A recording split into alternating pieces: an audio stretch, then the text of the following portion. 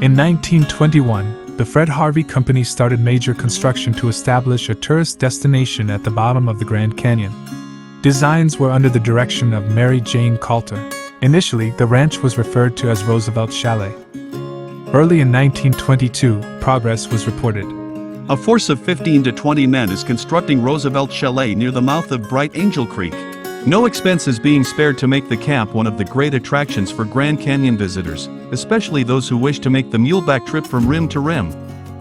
A new swinging suspension bridge was being used daily by park rangers and pack trains. Soon Coulter insisted that the ranch be named after the side creek nearby, named Phantom Creek.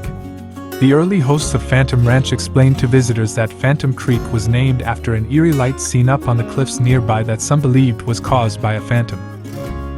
Phantom Ranch opened on June 15, 1922, with 4 cabins, a lodge with a kitchen and a dining hall. The ranch was designed to be self-sufficient, with an orchard of peach, plum, and apricot trees.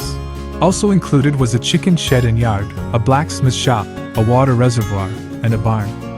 The cabins had 2 beds, a fireplace, baths, showers, running water, and eventually telephones connected to El Tovar Hotel on the South Rim. It was reported, The soft gray-green of the roof shingles mingled with the varied colors of the exterior woodwork, the surrounding profusion of greenery, the silvery creek winding through the ranch, all with the chaotic background of the granite gorge, combined to give an effect startling and mysterious. It is the deepest of any canyon ranch in the world. Nothing is like it anywhere else. Rates to stay there were $6 per person per day, valued at $115 today, so it was mostly visited by wealthy tourists.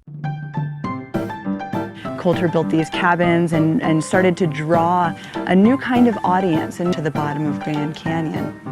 The wealthiest of the tourists, authors, artists, oil and steel magnates, people that could afford a trip to travel by train from the East Coast, then to ride the mules to the bottom of Grand Canyon, stay multiple weeks on end down here. We spent the night down in the canyon at the lovely Phantom Ranch. The river is a wistful dream, the sky serene and vast. A guest in 1924, Walter Pratt, of Iowa, wrote, At Phantom Ranch, we found 3 sleeping cabins with 4 beds each, a larger central building with a kitchen and dining room, a garden that was just getting started, a barn, and a chicken house. Bright Angel Creek is out the backyard and an irrigation ditch at our front door. Green grass is all about and many small trees have just been set out. Small boulders have been piled in rows, making most of the fences. 2 years ago, it was just desert. Phantom Ranch was staffed with a married couple as caretakers who worked very hard to make guests feel welcome. They would each staff the ranch for up to a year. The Phantom Ranch caretaker in 1924 was an Irishman, Noah Kelly, who had tended bar in Williams, Arizona for 16 years. His duties at the ranch were described as head cook, dishwasher, chambermaid, bottle washer, all in one. A group gathered, listening to this colorful man. There were only 2 small wooden benches, so the men were seated on the ground with their backs propped up against the flat side of boulders. As dusk approached, bats flew above and occasionally seemed to take a dive at them. When asked about rattlesnakes, Kelly said that they had only killed 16 along the trails the previous year. He said, We had king snakes too, but we made pets of them. They chase the rattlers away and keep the rats and mice out of the cabins. If you have mice in your house, the king snake will crawl down the chimney if it can't get in any other way. We only had 3 of them last year. He downplayed the pack rats. They aren't bad. Sure, they steal your combs and stockings, but for anything they take, they always leave you a stone. I have had them steal my money.